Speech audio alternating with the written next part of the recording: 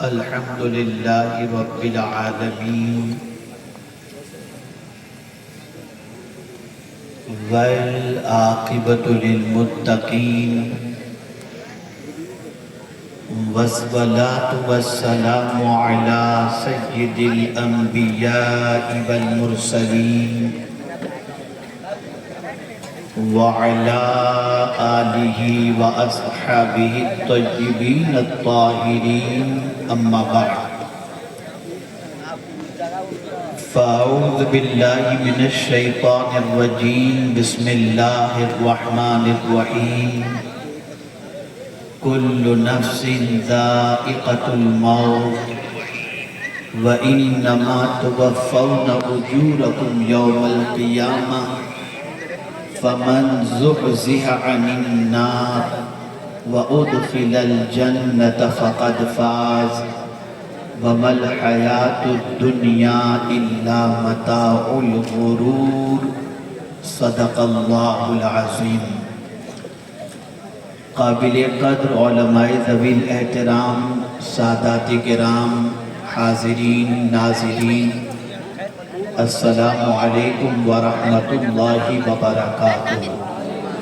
وعلیکم السلام ورحمۃ اللہ وبرکاتہ. میرے پیارے آقا صلی اللہ تعالی علیہ وسلم کے پیارے دیوانوں، جس آیے کریمہ کی تلاوت کا میں نے شرف حاصل کیا، اس سے متعلق کچھ معروضات پیش کرنے سے پہلے آقا کریم رؤوف الرحیم علیہ التحیۃ والتسلیم کی بارگاہ بے کس پناہ میں جس طریقے سے میں پڑھاؤں عقیدت و محبت میں ڈوب کر اسی طریقے سے درود و سلام کا نذرانہ پیش کریں.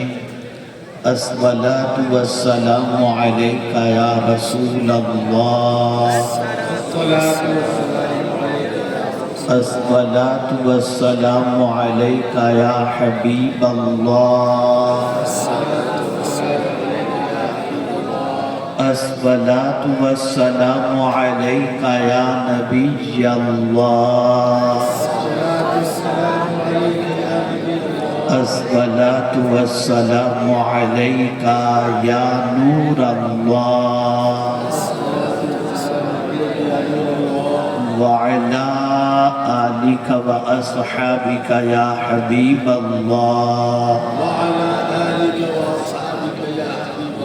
صلی اللہ تعالی علیہ وسلم.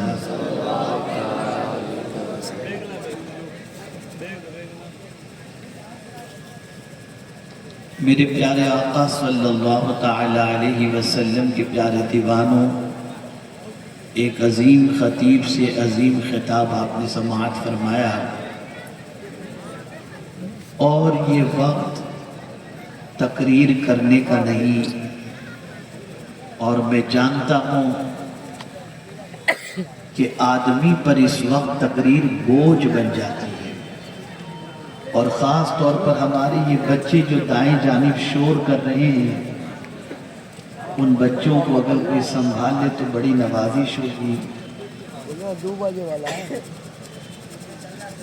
آپ جانتے ہیں ابھی 2 روز یعنی پرسوں نرسوں مسلسل میں یہیں پر تھا، اور جلسہ ہی تقریباً اس وقت یا اس سے پہلے ختم ہو چکا تھا،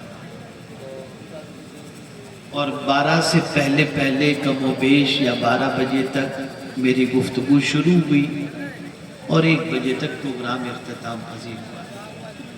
اب یہ وقت جس میں تھکان بھی آپ کو محسوس ہو رہی ہے، اور میں کچھ باتیں آپ سے عرض کروں، اور آپ دل کے کانوں سے سننے کی بجائے بس یوں ہی اب آ گئے ہیں تو بیٹھیں اور سنیں، تو اس میں کوئی لطف نہیں آئے گا، اور بے دلی سے کوئی بات کی جائے یا سنی جائے یہ مناسب بھی نہیں. تو میں زیادہ وقت نہیں لوں گا، کچھ ضروری باتیں. لیکن پیارے بچوں، میں آپ سے گزارش کروں گا کہ آپ محفل خراب کرنے والے مت بنو، محفل کو اچھی طریقے سے ادب و احترام کے ساتھ محفل میں بیٹھو بھی اور سننے کی کوشش بھی کرو. ایک مرتبہ اور درود شریف پڑھ لیں. اللهم صل على سيدنا ومولانا محمد معدن الجود والکرم وآلہ وصحبہ وبارک وسلم۔ چونکہ آج کا یہ جو جلسہ منعقد کیا گیا ہے یہ ہمارے محب گرامی شاہ نواز بھائی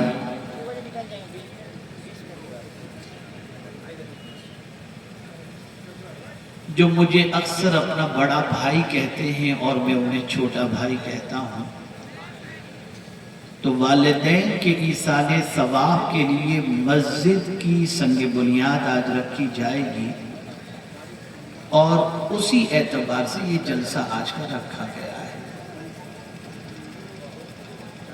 حضرت مولانا سید امین القادری صاحب نے بہت سارے گناہوں سے بچنے کے حوالے سے اور کیا کرنا چاہیے اس کے حوالے سے نوجوانوں کو سمجھانے کی کوشش کی۔ سوال یہ پیدا ہوتا ہے کہ صحابہ گناہوں سے بچتے کیوں تھے اور آج کا مسلمان کیوں نہیں بچتا؟ وہ بھی انسان تھے، ہم بھی انسان، لیکن ان کے نزدیک گناہ پہاڑ کی طرح تھا اور ہمارے نزدیک گناہ مکھی کی طرح ہے۔ وجہ کیا ہے؟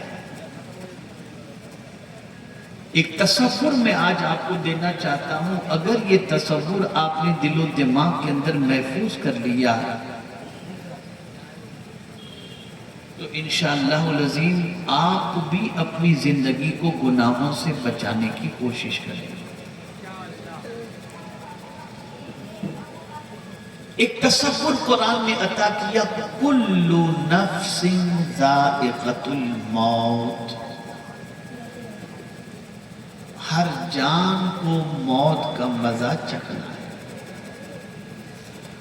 کوئی بھی دنیا میں ایسا انسان نہیں، ایسی جان نہیں جس کو موت ہو۔ جہاں جان ہوگی اس کے لیے موت ضروری ہے۔ میرے پیارے آقا صلی اللہ تعالی علیہ وسلم کے پیارے دیوانوں، موت ایسی سچائی ہے جس سے کسی مذہب کا انسان انکار نہیں کر سکتا۔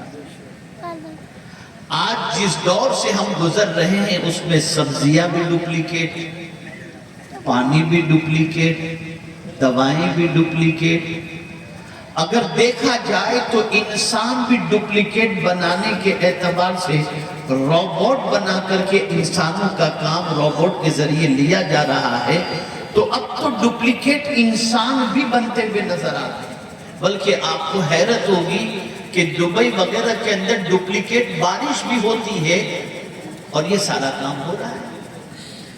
اور ابھی جو ترکی میں زلزلہ آیا اس کے حوالے سے بھی بہت سارے یہ کہتے ہیں یہ قدرت کی طرف سے نہیں ہو سکتا ہے، یہ مصنوعی زلزلہ ہوا ترکی کی ترقی کو روکنے کے لیے۔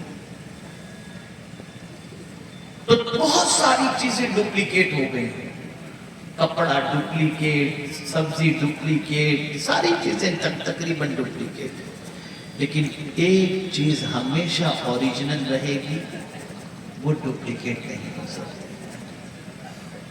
اور وہ اوریجنل چیز ہے موت۔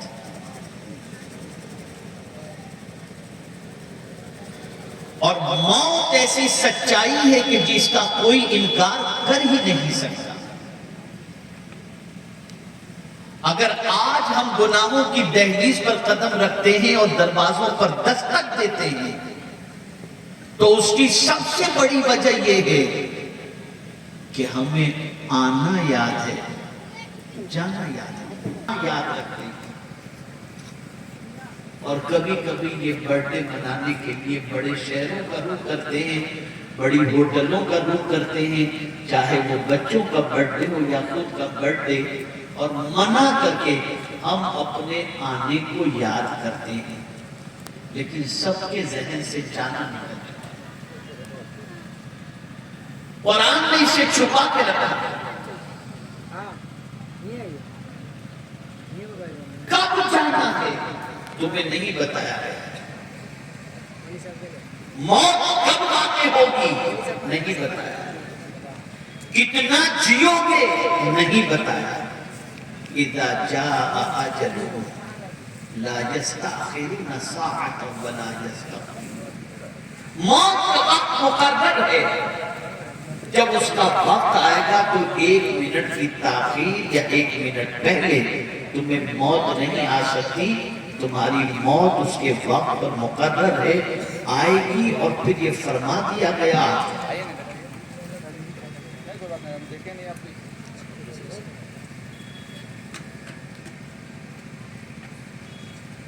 اینما تکونوا یدرککم الموت ولو کنتم فی بروج مشیدہ.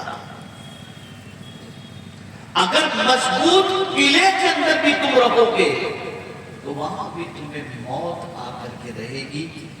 موت سے تم بھاگ نہیں سکتے. چاہے بلیٹ پروف جیکٹ پہن کر کے چلو، چاہے باڈی گارڈ لے کر چلو، چاہے سیکیورٹی گارڈ لے کر کے چلو، لیکن موت سے بچ نہیں سکتے. موت اس کے وقت پر کے آ کر کے ہی رہے گی. لیکن جب یہ آتی ہے تو کیسی آتی ہے؟ تو قرآن کہتا ہے وَجَاءَتْ سَكْرَةُ الْمَوْتِ بِالْحَقِّ. موت کی تکلیف حق ہے. اور موت کے وقت جو تکلیف ہوتی ہے، فاروق اعظم رضی اللہ تعالیٰ عنہ نے جب حضرت کعب سے پوچھا کہ 1 منٹ تاخیر یا 1 منٹ پہلے موت نہیں آئے گی، اور پھر یہ بھی بتا دیا گیا وَمَا تَدْرِي نَفْسٌ بِأَيِّ أَرْضٍ تَمُوتُ. کوئی جانتا ہی نہیں، تم جانتے ہی نہیں کہ کس زمین پر تمہاری موت ہے. نہیں جانتا انسان. کہاں مرے گا نہیں معلوم، کب مرے گا نہیں معلوم، لیکن ہے موت آئے گی ضرور. تو اب حضور صلی اللہ علیہ وسلم سے ایک صحابی نے پوچھا یا رسول اللہ صلی اللہ تعالی علیہ وسلم آقی من کون ہے؟ تو آقا کریم صلی اللہ علیہ وسلم نے جواب میں ارشاد فرمایا جو موت کے بعد کی تیاری کرے وہ عقل مند ہے. ہم زمین کے اوپر کی تیاری کر رہے ہیں، مرنے کے بعد کی تیاری ہمارے پاس کچھ بھی نہیں ہے. اور یہ بات یاد رکھیں، دنیا کی زندگی ہماری کتنی ہے ہمیں نہیں معلوم، لیکن مرنے کے بعد کی ہماری جو زندگی ہوگی اس زندگی کے حوالے سے قرآن نے جس آیت کی تلاوت کا شرف میں نے حاصل کیا اس کے حوالے سے فرما دیا وَإِنَّمَا تُوَفَّوْنَ أُجُورَكُمْ يَوْمَ الْقِيَامَةِ. قرآن کہتا ہے تمہارے ہر کام کا پورا بدلہ تمہیں قیامت میں ملے گا. اللہ اکبر. اب میں آپ سے پوچھنا چاہتا ہوں جب ہمارے ہر کام کا پورا بدلہ اللہ قیامت میں عطا کرے گا وہ ہم پہلے اپنے کاموں کا جائزہ لیں کہ ہم کام کرتے کیا ہیں. تو آج کا نماز چھوڑ دیتا ہے، آج کا مسلمان پکچر دیکھتا ہے، آج کا مسلمان شراب پیتا ہے، آج کا مسلمان جوا کھیلتا ہے. اللہ ماشاءاللہ سب کی بات نہیں کرتا. اب قرآن کہہ رہا ہے تمہیں ہر کام کا بدلہ چاہے جزا کی شکل میں یا سزا کی شکل میں پورا تمہیں عطا کیا جائے گا. یہی وجہ ہے کہ جب صحابہ کرام علیہم رضوان کی نگاہوں کے اندر یہ آیت کریمہ تھی تو صحابہ کا حال یہ تھا کہ وہ جانتے تھے کہ دنیا میں اگر پورا اجر ملا تو ملا، دنیا میں پوری سزا ملی تو ملی، ورنہ آخرت میں تو اللہ پوری جزا یا سزا عطا فرمائے گا. تو اب وہ اپنی پوری زندگی کو اس طریقے سے گزارتے تھے تاکہ دنیا کے اندر بھی تکلیف نہ ہو اور آخرت میں بھی تکلیف نہ ہو. ہم ہر کام کرتے ہیں انجام کو بھول جاتے ہیں. کیا گناہ کرتے وقت اس کے انجام پر ہماری نظر رہی؟ کیا شراب پیتے وقت اس کے انجام پر ہماری نظر رہی؟ اللہ اکبر. یہ کسی انسان کا فرمان نہیں، یہ رب قدیر جل جلالہ کا فرمان ہے. وَإِنَّمَا تُوَفَّوْنَ أُجُورَكُمْ يَوْمَ الْقِيَامَةِ. میرے پیارے آقا صلی اللہ علیہ علیہ وسلم کے پیارے دیوانوں، کسی کو گناہ کی سزا دنیا میں تھوڑی ملتی ہے لیکن قیامت میں پوری ملے گی۔ مثال کے طور پر ایک شخص نے 50 آدمی کو قتل کیا تو آپ جانتے ہیں اس 50 آدمی کو قتل کرنے والے کو سزا ایک بار سوئی پر چڑھا کر کے دے دی جائے گی، لیکن اس نے قتل تو 50 کا کیا تھا، سزا اسے ایک بار مل رہی ہے، لیکن قیامت کے دن اللہ عز و جل اسے 50 مرتبہ زندہ کر کے 50 مرتبہ اسے مارے گا اور اسے عذاب کے اندر گرفتار فرمائے گا۔ اے رسول اعظم صلی اللہ علیہ وسلم کے دیوانوں، ذرا سوچو تو صحیح، کیا موت کو یاد کرنے والا انسان بد کرداری کے دروازے پہ دستک دیتا ہے؟ کیا موت کو یاد کرنے والا انسان آوارگی کی دہلیز پر قدم رکھتا ہے؟ کبھی نہیں ہو سکتا۔ کیا کبھی کینسر کے پیشنٹ کو آپ نے دیکھا ہے کہ جب اسے کہا جائے کہ اب تمہاری عمر جو ہے وہ بہت لیمیٹیڈ ہے اور تمہارے جسم سے تمہارے روح کا رشتہ بہت تھوڑی دیر کے لیے ہے، کبھی بھی تمہیں موت واقع ہو سکتی ہے، تم کینسر کے لاسٹ اسٹیج پر ہو، تو اس کینسر کے پیشنٹ کے سامنے اگر ٹی وی کے اسکرین کے اوپر گناہ لگا دیا جائے، گندی پکچریں لگا دی جائے، تو کہے گا یار بند کرو، یہ کیا کر رہے ہو، ہٹاؤ اسے، اس لیے کہ وہ موت کو نگاہوں کے سامنے دیکھ رہا ہوتا ہے، تو موت کے تصور سے وہ گناہ سے بچتا ہے، موت کے تصور سے گناہ سے رکتا ہے۔ اے رسول اعظم صلی اللہ علیہ وسلم کے دیوانوں، ایک کینسر کا مریض کینسر کے مرض میں گرفتار ہونے کے بعد، موت کے چہرے کو نگاہوں کے سامنے دیکھنے کے بعد وہ گناہوں سے بچتا ہے، لیکن صحابہ کا حال یہ تھا کہ وہ ہر قدم پر موت کو دیکھتے تھے، ہر قدم پر اللہ عز و جل کی بارگاہ سے آنے والے پیغام کو دیکھتے تھے، اس لیے ان کا قدم بہکتا نہیں تھا، ان کا قدم ثابت تھا۔ اللہ اکبر، وہ جانتے تھے کہ موت اس کے وقت پر آ کر کے رہے گی، ہمیں نہیں معلوم کب آ جائے، اللہ نہ کرے زنا کے اڈے پر کوئی ہو اور اسے موت واقع ہو جائے، کوئی شراب کے اڈے پر ہو اور اسے موت واقع ہو جائے، کوئی چرس پی رہا ہو اسے موت واقع ہو جائے۔ جب ایک بندہ یہ سوچے کہ مجھے موت کبھی بھی آ سکتی ہے تو پھر وہ گناہ سے بچے گا، وہ بد کرداری سے بچے گا، وہ شراب سے بچے گا، وہ زنا سے بچے گا۔ لیکن ہاں، اگر موت کا تصور اس نے اپنے ذہن کے اندر محفوظ کر لیا ہے اور تلاوت کر رہا ہو تو دل چاہے گا اے اللہ کاش تلاوت کرتے کرتے میری روح پرواز کر جائے۔ اگر حج بیت اللہ کے لیے گیا ہے اور وہاں پہنچا، دل میں خیال پیدا ہوگا طواف کعبہ کرتے کرتے مجھے موت واقع ہو جائے۔ مدینے پہنچا ہے، مدینے میں مرنے کی تمنا لے کر جاتا ہے، اگر وہاں موت یاد آ گئی تو آدمی سوچے گا یہاں موت آ گئی تو کتنا اچھا ہوگا۔ گناہ اس لیے کر رہا ہے کہ موت کو بھول گیا۔ اب آپ کو بھی مثال کے ذریعے سمجھاؤں گا، بات سمجھ میں آئے گی۔ جتنے ہیں مجھے بڑی خوشی ہے کہ پوری توجہ سے سن رہے ہیں۔ موت کے وقت کی تکلیف بتاؤں آپ کو، موت کے وقت کی تکلیف تھوڑا سا سمجھ۔ آپ اپنے ماں باپ سے محبت کرتے ہیں کہ نہیں؟ جواب دیجیے، جواب دیجیے۔ کرتے ہیں۔ آپ اپنی اولاد سے محبت کرتے ہیں کہ نہیں؟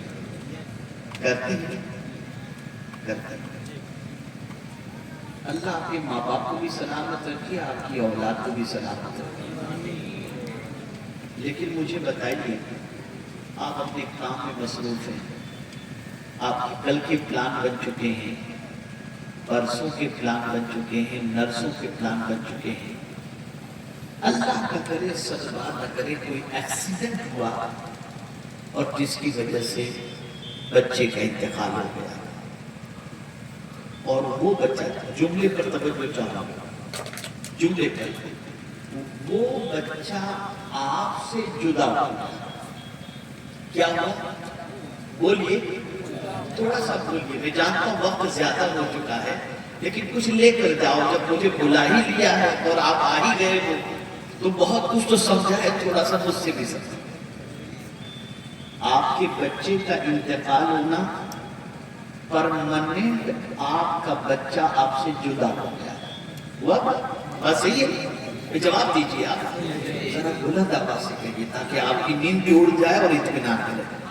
آپ کا بچہ اللہ نہ کرے، موت تو آنی ہے، کسی کو بھی آنا ہے، پرماننٹ آپ سے جدا ہوا، بیمار ہو تو علاج کر کے ٹھیک کر سکتے ہیں، لیکن موت جب ہو گئی تو آپ نے یہ محسوس کر لیا اب میرا بچہ مجھے ملنے والا بولیے نہیں، ٹھیک ہے، آپ کی کیا کیفیت ہوگی؟ کھانا اچھا لگے گا؟ نیند آئے گی؟ کیوں؟ بچے کی جدائی کی تکلیف، توجہ چاہتا ہوں، بچے کی جدائی کی تکلیف آپ کو بے چین کر دیتی ہے۔ موت ہے کیا؟ جسم سے روح کی جدائی کا معاملہ۔ جب جسم سے روح جدا ہو جاتی ہے تو ایک بیٹے کی جدائی پر جو تکلیف ایک باپ کو ہوتی ہے، ایسے ہی نہیں بلکہ اس سے کئی گنا زیادہ یہ جب جدائی ہوتی ہے جسم سے روح کی تو انسان کو تکلیف ہوا کرتی ہے۔ اے رسول اعظم صلی اللہ تعالی علیہ وسلم کے دیوانوں، اب بات اچھی طریقے سے ذہن کے اندر رکھو۔ قرآن نے کہا وَإِنَّمَا تُوَفَّوْنَ أُجُورَكُمْ يَوْمَ الْقِيَامَةِ، اللہ عز و جل پورا بدلہ قیامت کے دن تمہیں عطا فرمائے گا۔ جانتے ہیں آپ اللہ اکبر، قرآن کہتا ہے یوم تجد کل نفس ما عملت من خیر محضرا، اور فرمایا فمن یعمل مثقال ذرۃ خیرا یرا ومن یعمل مثقال ذرۃ شرا یرا، ذرے کے برابر بھی اگر آپ نے نیکی کی تو وہ بھی آپ کو دکھائی جائے گی، اور ذرے کے برابر بھی اگر گناہ کیا تو قیامت میں وہ بھی دکھایا جائے گا۔ اے رسول اعظم صلی اللہ علیہ وسلم کے دیوانوں، اب میں آپ سے پوچھنا چاہتا ہوں، اللہ اکبر، کوئی باپ آپ کے گناہ کو دیکھ لے، آپ کا گناہ اور آپ کا پاپ جان لے تو آپ کی کیفیت کیا ہوگی؟ آپ اپنے باپ کو وہ دکھانے کے لائق نہیں رہیں گے۔ ماں کو پتہ چل جائے اور ماں آپ کے باپ کو دیکھ لے تو ماں کے سامنے جانے کی ہمت نہیں ہوگی۔ اے خدا کے بندو، ذرا یہ بتاؤ، جب تمہارا باپ تمہاری برائیاں، تمہارے گناہ اللہ تمہیں دکھائے گا تو کیا اللہ کو منہ دکھانے کے لائق رہو گے؟ اللہ عز و جل کے سامنے کھڑے رہنے کے لائق رہو گے؟ یہی وجہ ہے کہ سیدنا غوث پاک رضی اللہ تعالیٰ عنہ، جن کو اللہ عز و جل نے گناہوں سے محفوظ رکھا تھا، وہ اللہ کی بارگاہ میں دعا کرتے ہیں، اے اللہ عبد القادر کے گناہوں کو معاف فرما دے، اور اگر عبد القادر کے گناہ معافی کے قابل نہ ہوں تو قیامت کے دن اسے نابینا اٹھانا تاکہ تیرے نیک بندوں کو دیکھ کر وہ شرمندہ نہ ہو جائے۔ آج حیرت ہو رہی ہے، ہماری قوم گناہوں کے دلدل میں ڈوبتی جا رہی ہے۔ وجہ سب سے بڑی یہ ہے، موت بھول چکی، موت کو فراموش کر چکی، موت کا تصور ذہن سے نکل گیا۔ اور آگے سن لیجئے اور میں اپنی گفتگو کو اختتام کی طرف لے چلتا ہوں۔ اللہ اکبر، اب آپ سوچیں، آج کے مسلمان سے پوچھا جائے تم کامیابی کس کو کہتے ہو تو آج کا مسلمان کہے گا بنگلہ ہو تو کامیابی، گاڑی ہو تو کامیابی، بینک بیلنس ہو تو کامیابی، اقتدار مل جائے تو کامیابی۔ میں منع نہیں کرتا کہ بنگلہ نہ رکھو، میں یہ نہیں کہتا بینک بیلنس نہ رکھو، میں یہ نہیں کہتا کار نہ خریدو، میں یہ نہیں کہتا بڑی تجارت نہ کرو، لیکن آؤ کامیابی کا یہ تصور جو قرآن نے ہمیں عطا فرمایا، صحابہ کے ذہن کے اندر یہ تصور محفوظ تھا۔ قرآن کہتا ہے فَمَنْ زُحْزِحَ عَنِ النَّارِ وَأُدْخِلَ الْجَنَّةَ فَقَدْ فَازَ، جو جہنم سے بچا لیا گیا اور جنت میں داخل کر دیا گیا، بے شک وہ کامیاب ہوا۔ پتہ چلا جب تک کہ ہمارا قدم جنت کے اندر داخل نہیں ہو جاتا اس وقت تک ہم اپنے آپ کو کامیاب نہ سمجھیں۔ اور نار کی بات پہلے کی گئی اور جنت کی بات بعد میں کی گئی، وجہ سب سے بڑی ہے کہ نار سے بچ جانا یہ بہت بڑی چیز ہے۔ انسان نار میں جانے والے کام کرتا ہے، جہنم میں جانے والے کام کرتا ہے۔ آپ جانتے ہیں، آپ دعاؤں کے اندر دیکھیں تو آپ کو دعا کے اندر بھی یہی ملے گا، ربنا آتنا فی الدنیا حسنہ وفی الآخرۃ حسنہ وقنا عذاب النار۔ جنت کا سوال بہت بعد میں کہیں نظر آتا ہے، لیکن آگ سے بچنے کا تذکرہ، آگ سے بچنے کی دعا بار بار نظر آ رہی ہے۔ صاحب تراویح پڑھتے ہیں، تراویح کے اندر اگر آپ دیکھیں ہر 4 رکعت کے بعد جب تسبیح پڑھی جاتی ہے تو آخر میں پڑھا جاتا ہے اللہم اجرنا من النار، اللہم اجرنا من النار۔ قرآن مقدس میں اللہ عز و جل نے کس چیز سے خود کو اور اپنے اہل و عیال کو بچانے کا حکم دیا تو قرآن کہتا ہے یا ایھا الذین آمنوا قوا انفسکم واہلیکم نارا۔ آپ ذرا سوچو، یہ جہنم سے بار بار بچنے کے حوالے سے، خود کو بچانے کے حوالے سے، اپنی اولاد کو بچانے کے حوالے سے یہ تاکید کیوں کی جا رہی ہے؟ وجہ سب سے بڑی یہ ہے کہ اے رسول اعظم صلی اللہ علیہ وسلم کے دیوانوں، تمہارا وجود اس چیز کا متحمل نہیں ہے کہ جہنم کی آگ کی تکلیف کو برداشت کر سکے اور جہنم کی پریشانی کو جھیل سکے۔ اس لیے اللہ سے جہنم سے پناہ مانگو، اللہ عز و جل کی پناہ مانگو۔ اور وہ بندہ جو جہنم سے بچا لیا گیا، آپ مجھے بتاؤ آج مسلمان جہنم میں جانے والے کام کر رہا ہے، وہ کام جو جہنم میں لے جائیں ان کاموں کی طرف مسلمان بڑھ رہا ہے، اور وہ کام جو جنت کی طرف لے جانے والے ہیں ان کاموں کی طرف بندہ بڑھ نہیں رہا، اس میں سستی کر رہا ہے، اس میں کوتاہی کر رہا ہے۔ اے رسول اعظم کے دیوانوں، کیا ہے کسی میں طاقت جہنم کی آگ کو برداشت کرنے کی؟ اللہ اکبر۔ میرے پیارے آقا صلی اللہ علیہ وسلم کے پیارے دیوانوں، آئیے ایک واقعہ میں آپ کی سماعتوں کے حوالے کروں اور اس کے بعد آپ کی ضمیر کو جگانے کی کوشش کروں۔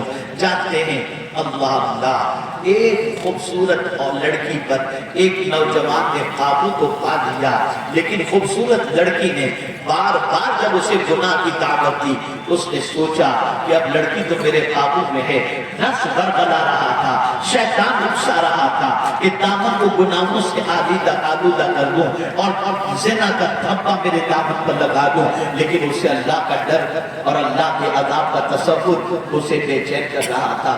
اس نے سوچا چلو اگر نفس کی خواہش